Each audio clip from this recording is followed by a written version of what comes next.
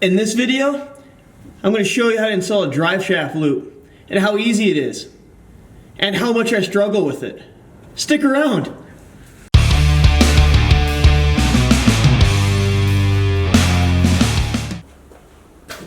Alright guys, so as of right now, this is a quick walkthrough of the product that I'm doing reference safety, and that's going to be my drive shaft loop. I know a lot of guys don't run them. With a motor like this, I'm going to have to. A lot of tracks require it. I'm only doing it mainly for the safety concept. I'm not trying to necessarily race to this. I'm not saying I won't, but that's not the intent of it. But I will say that in case I break a drive shaft or something happens, I want to make sure at least I'm safe and I'm not going to have any big issues when I'm going at highway speeds and I happen to maybe get a little extra on the pedal. So I ended up going with Mancini Racing drive shaft loop. Mainly did it for two reasons. Number one, it's a bolting kit, so it doesn't require me to have to drill underneath or do any welding because the bottom of the floor is already complete. And number two, since I'm trying to do a full interior on this thing, I don't want to have to worry about it hitting brackets or like the center console or anything, which I may have to deal with on some of the aftermarket universal kits. So first impressions off of this, really thick steel. Definitely not afraid of the safety concept of this. It's a little pricey. I think it set me back about 180 bucks, 190 bucks or so, maybe after shipping. And it comes in like a powder coated orange, which is no big deal. There is one part of it that's already starting to flake off, which kind of sucks. I'll have to do just a quick touch up on that so it doesn't continue to rust. And zero instructions. Best of luck, figure it out. So I'm gonna walk you guys through as best I can on how I'm getting this thing set up. We'll go from there. So let's get to it.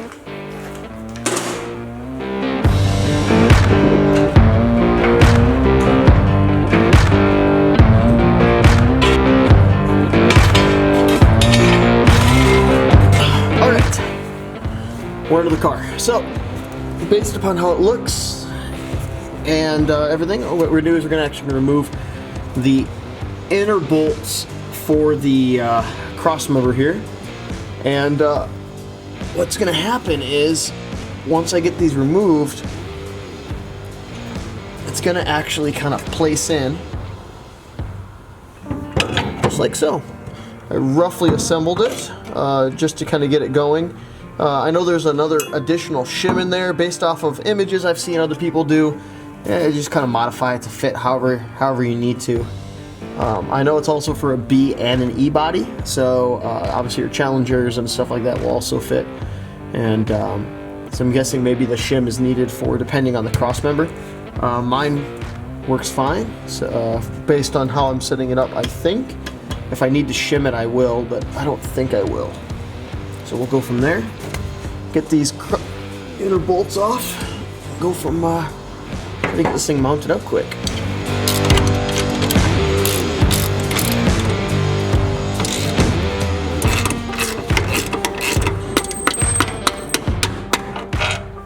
Next part, roughly have it assembled how I think I need it. It's definitely not tightened down yet, but I want to make sure that it's going to clear.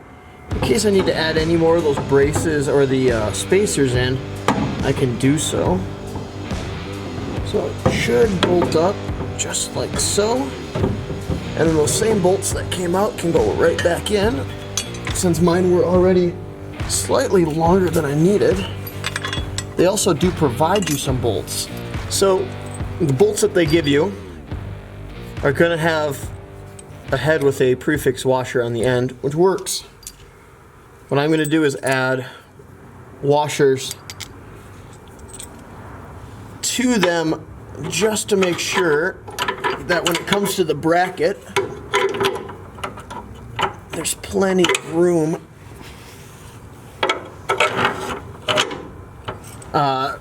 and I get a good bite with the nut as well. So it's going to be a locking nut as well that they do give you. But again, I'd rather make sure that, well, it stays on.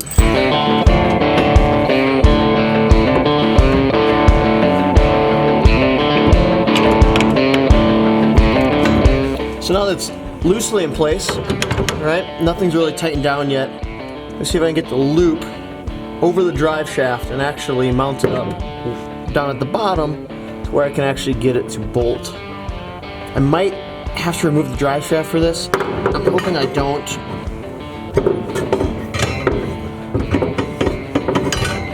The hard part for this is going to be actually get the bolts on.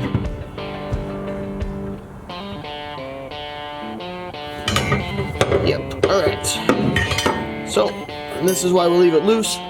The bottom's got to come off. So, I can get more spacing in between the actual loop and the actual the floor itself. What this should allow me to do is run this a little bit further down, and it should give me enough clearance on the drive shaft, which it does, thankfully.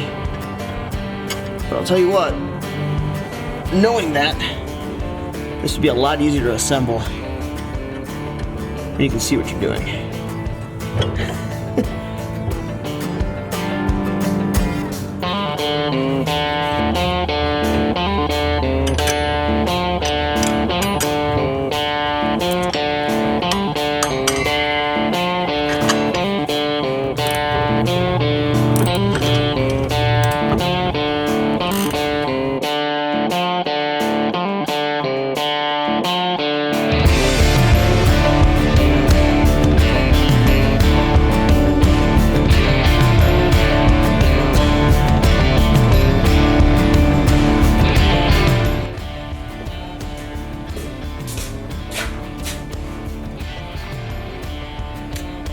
So you should check your work.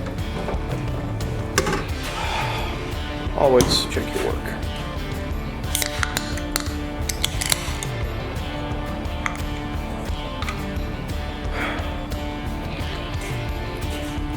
And install it right. Allow me to explain. It was lined up. It was lined up as I needed it when I was underneath the car. I've since lowered the car back down. And the angle in which it is too great.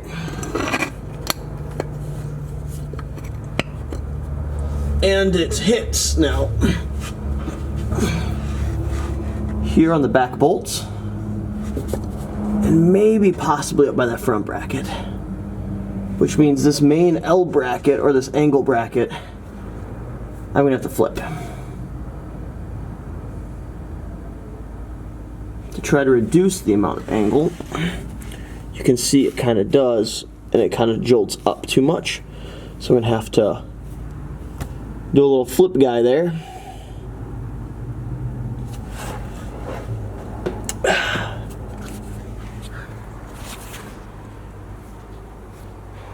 Alright, car goes back up.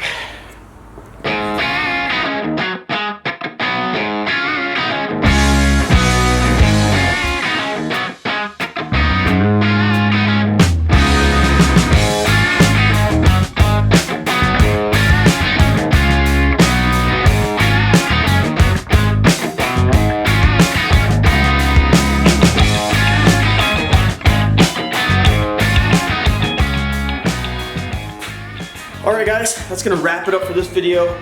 This one, hopefully, when I get it edited, it's going to be pretty short. To the point, drive shaft loop, obviously needed if you're running a high horsepower car. You don't want to take a chance of breaking that front part of the drive shaft and it spike into the ground, and it can be bad. So running a high horsepower car, honestly, this racing kind of setups and stuff like that you're doing, you're going to need to run a drive shaft loop. Mancini Racing did a pretty good job on there so far, by what I can tell. Went together without really any issues. Now that you guys kind of know how it's supposed to look at the end, you don't really need instructions. And yeah, other than that, if you guys like what you see, hit like, hit subscribe. Let me know what you guys are wanting to see so I can keep doing videos on it. Further down the turnpike, I got, let's see, I have clutch linkage for this car. I have brake lines, fuel lines, ignition. Once I get at the top dead center, what else do I got?